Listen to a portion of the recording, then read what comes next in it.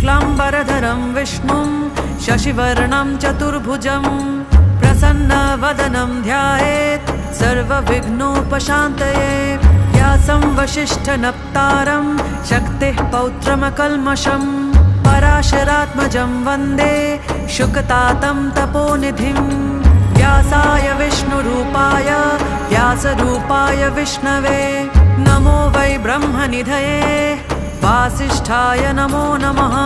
अविकाराय शुद्धाय नित्याय परमात्मने सदैकरूपरूपाय विष्णवे सर्वजिष्णवे।